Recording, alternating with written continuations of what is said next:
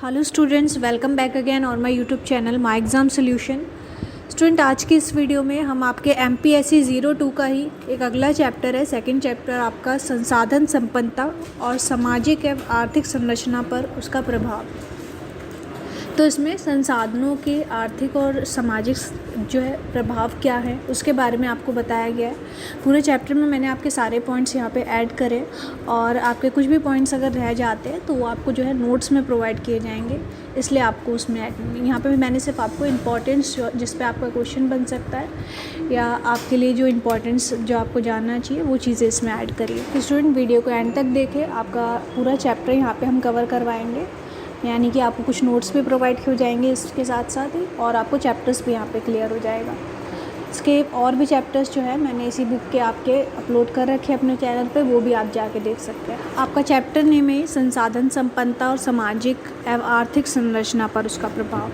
यहाँ पे हम जो है संसाधनों की बात करने वाले अलग अलग देशों के बारे में, और यहाँ पे जो लैटिन अमेरिका के जो देश हैं, अर्जेंटीना के देश है, ब्राज़ील है, इसके बारे में इनके संसाधन कितने महत्वपूर्ण थे और किस तरह जो है इनके संसाधनों पर इन्होंने अपना विकास किया और फिर उसके आर्थिक और सामाजिक संरचना पर क्या प्रभाव पड़ा, इसके बारे में हम इसमें पढ़ने वाले हैं। तो यहाँ से सबसे पहला आपका टॉपिक है अर्जेंटीना, पैम्पर्स, अर्थ और विशेषताएं। यहाँ पे हम अर्जेंटीना का एक देश है पैम्पर्स। पैम्पर्स क्या होता है, इसमें आपको कन्फ्यूज़न हो रहा होगा। पैम्पर्स जो है ये अर्जेंटीना के ही 5 प्रांतों से मिलकर बना है, जिसमें ब्यूनोस एरिज, लोपैम्पा, कार्डोबा, सेंटाफी और एंट्रियाउस से ये मिलकर बने हैं। तो इन्हीं प्रांतों को हम कहते हैं पैम्पर्स। इसके बारे में यहाँ पे क्यों बता रखा है आपको, क्योंकि एक टाइम पे 18 के टाइम पे यहाँ की जो आर्थिक संरचना थी, यानी कि जो संसाधन थे और जो भी इनकी आर्थिक स्थिति थी वो काफ़ी बेहतर थी, काफ़ी चर्चा में आई थी, वो काफ़ी अच्छे संसाधन यहाँ पे पाए जाते हैं। तो इसी की वजह से यहाँ पे आपका ये टॉपिक ऐड किया गया है। पैम्पर्स के बारे में आपको इसलिए बताया गया है यहाँ पे, मतलब ये जितने भी प्रांत हैं, ब्यूनोस एरिज, लोपैम्पा, इसमें सभी में जो है आपके जितने भी आर्थिक संसाधन होते थे, जैसे कि भूमि है, जो भी व्यापार के लिए अगर हमें कोई क्षेत्र चाहिए, पशुपालन है, सभी यहाँ पे जो है काफ़ी अच्छे थे। समृद्ध कृषि संसाधनों से संपन्न अर्जेंटीना की 90% अच्छी भूमि पैम्पर्स में है। यानी कि जो कृषि संसाधन इतनी मुश्किल से जहाँ पर मिलते हैं ये, और यहाँ पे जो पैम्पर्स की जो भूमि थी काफ़ी उपजाऊ थी, तो यहाँ से काफ़ी चीज़ें जो है यहाँ पे प्रोडक्शन हो सकता था और काफ़ी खेती यहाँ पे की जा सकती थी अलग अलग चीज़ों की।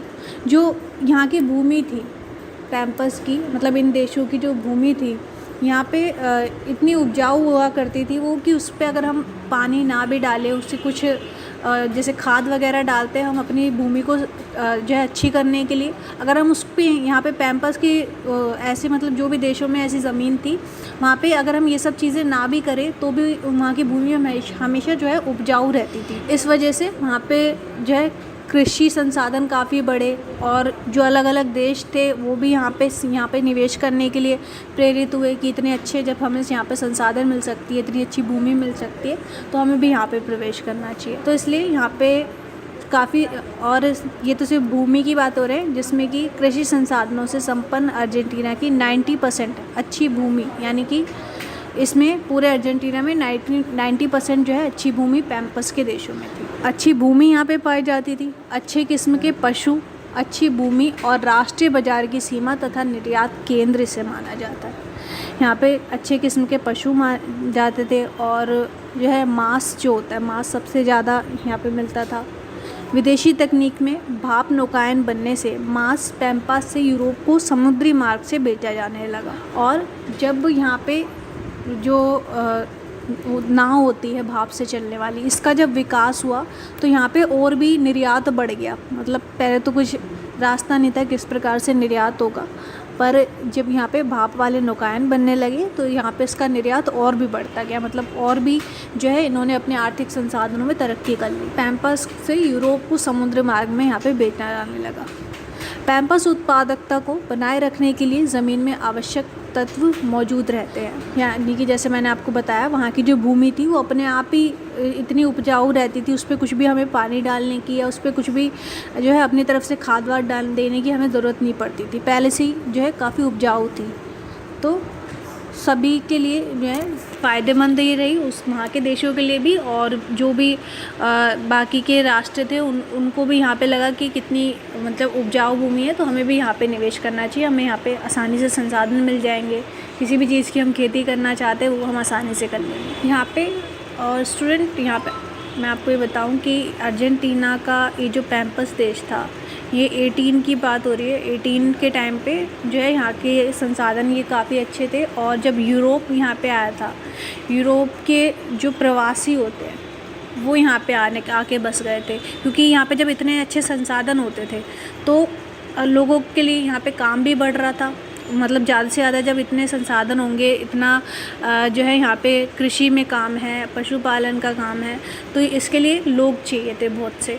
तो इसलिए यहाँ पे यूरोप से जो प्रवासी थे यहाँ पे अर्जेंटीना के प्रांतों में आते हैं, और यहाँ पे जो है उन्हीं की वजह से भी इसमें काफ़ी वृद्धि आई थी, जो इनके आर्थिक संसाधन थे। यूरोप के जो लोग थे उन्होंने यहाँ पे ये जो भाप नौकाएँ हैं इसमें भी निवेश किया, रेलवे में निवेश किया।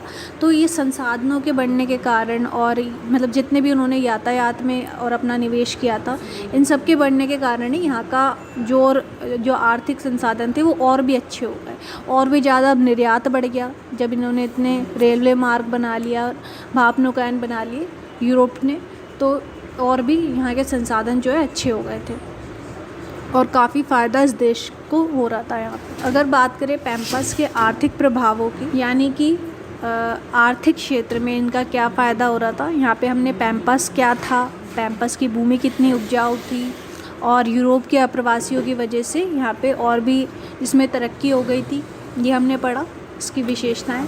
अब इसके आर्थिक प्रभाव क्या थे, अब इतना जो संसाधन बढ़ रहा है तो इससे आर्थिक फ़ायदा क्या हो रहा था या फिर नुकसान क्या हो रहा था। गेहूं अर्जेंटीना के प्रमुख फसल रही, कृषि की 50% तक भूमि पर गेहूं की खेती हुआ करती थी, और यहाँ पे जो सबसे अधिक खेती जो होती थी वो थी गेहूं की, और भी होती थी कपास की, और भी चीज़ें यहाँ पे बनाई जाती थी, पर जो गेहूँ था वो यहाँ पे सबसे ज़्यादा बनाया जाता था, और 50% तक 50% तक भूमि पर सिर्फ गेहूं की खेती होती थी। और 1875 तक अर्जेंटीना गेहूं का निर्यातक देश बन गया। मतलब कि इतने यहाँ पे गेहूं की खेती इतनी ज़्यादा होती थी कि 1875 तक अर्जेंटीना उसको निर्यात करने लग गया, दूसरे देशों को भी देने लग गया। अधिकतर आटा मिल चक्की पैम्पस में ही थी, जिसके कारण गेहूँ, मकई और अलसी अर्जेंटीना के कृषि उत्पाद की प्रमुख फसलें थी। और जो आटा मिल हुआ करती थी, जो गेहूं को पीसने का काम करती थी, ये सब भी जो है अर्जेंटीना में ही थी। तो इस वजह से यहाँ की जो काम था मतलब गेहूं को पीसने का और पीस के उसको निर्यात करने का और भी अच्छा हो गया। और यहाँ पे गेहूं, मकई और अलसी के अलसी का यहाँ पे और भी जो है निर्माण हो गया। 1914 तक लगभग 60% कृषि भूमि में केवल इन्हीं फसलों की खेती होती थी। सबसे ज़्यादा गेहूं की होती थी, और गेहूं के बाद मकई और अलसी, इन 3 चीज़ों की खेती जो है यहाँ पे होती थी। 1969 तक अर्जेंटीना की गिनती प्रति व्यक्ति आय वाले 10 शीर्ष देशों में होने लगी। यानी कि इतना जो है बेहतर संसाधन यहाँ पे है, इतनी बेहतर कमाई यहाँ पे लोगों की होती है, तो इसलिए इसे 10 शीर्ष देशों वाले मतलब 10 शीर्ष में जो देश आते थे, जो टॉप 10 में जो कंट्रीज़ आती हैं, उसमें अर्जेंटीना को गिनने जाने लगा था। 1916 की बात हो रही है। रेलवे विस्तार के फलस्वरूप नगर मदिरा, चीनी और तंबाकू के व्यावसायिक केंद्रों में परिवर्तन होने लगा। रेल विस्तार के कारण, जो कि यूरोप ने ज़्यादातर इसमें जो है निवेश किया था, जो यहाँ पे जब रेलवे का काम शुरू हुआ, तो रेलवे अगर मतलब किसी देश में बहुत सारे संसाधन हैं और वहाँ के जो है मतलब अब यहाँ पे रेलवे का, नौकायनों का जब विस्तार होने लगा, तो इसकी जो निर्यात करने की क्षमता थी वो और भी बढ़ गई, और भी ज़्यादा जो है इन वाहनों की वजह से निर्यात बढ़ गया यहाँ पे। और जो मदिरा होती थी, चीनी और तंबाकू का जो है और भी ज़्यादा यहाँ पे विकास हो गया। पहले सिर्फ ये फसलें की जाती थी मकई, गेहूँ और अलसी की, और अब जो है चीनी, तंबाकू और मदिरा का भी यहाँ पे प्रोडक्शन बढ़ गया था।